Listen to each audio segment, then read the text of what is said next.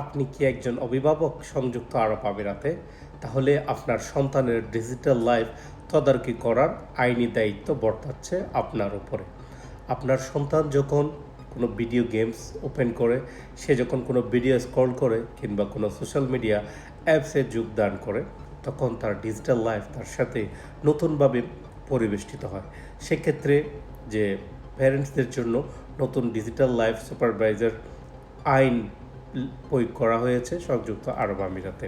যে যার মানে হচ্ছে যে সন্তান মাতা পিতারা তার সন্তানদের ডিজিটাল লাইফ কীভাবে পরিচালিত হচ্ছে সেটা লিগেলি সুপারভাইজ করবে এবং সেটা যৌক্তিক পর্যায়ে। এটা এমন না যে তার প্রতিটা ক্লিপ মা বাবাকে যে তদারকি করতে হবে বা তার প্রতিটা সেকেন্ড তাকে ফলো আপ করতে হবে। বাট বিষয়টা হচ্ছে এমন যে আপনার সন্তান যখন সোশ্যাল মিডিয়া অ্যাপ ইউজ করতেছে কিংবা সে ভিডিও স্ক্রল করতেছে, এটা এতটুকু আপনার এনশিওর করা উচিত যে আপনার সন্তানের লাইফ যাতে কোনোভাবেই ক্ষতিগ্রস্ত না হয়। কারণ বিশেষজ্ঞরা বলেছেন যে আপনি কোনো সোশ্যাল ডিজিটাল লাইফের মধ্য দিয়ে ক্ষতি হয়ে প্রতিক্রিয়া জানানোর চাইতে এর পূর্বেই আপনি ব্যবস্থা গ্রহণ করাটা অনেক উত্তম।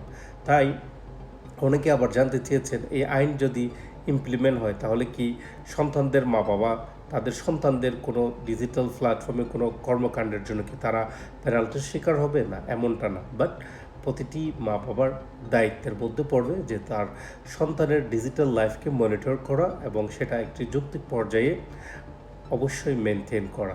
সে যাতে এই ডিজিটাল লাইফের মধ্য দিয়ে তার যে ভিডিও গেমস বা সোশ্যাল মিডিয়া অ্যাপ বা কিংবা ভিডিও স্ক্রলিংয়ের মধ্য দিয়ে সে যাতে কোনো অবস্থাতেই ক্ষতিগ্রস্ত না হয়। সো এইটা হচ্ছে নতুন যে এখন থেকে যে সংযুক্ত আরব আমিরাতের বসবাসরত যে যারা গার্ডিয়ান বা প্যারেন্টস আছে তারা এখন থেকে লিগেলি মানে তারা সন্তানদের সুপারভাইজ করার জন্য তাদের উপর দায়িত্ব বর্তাচ্ছে।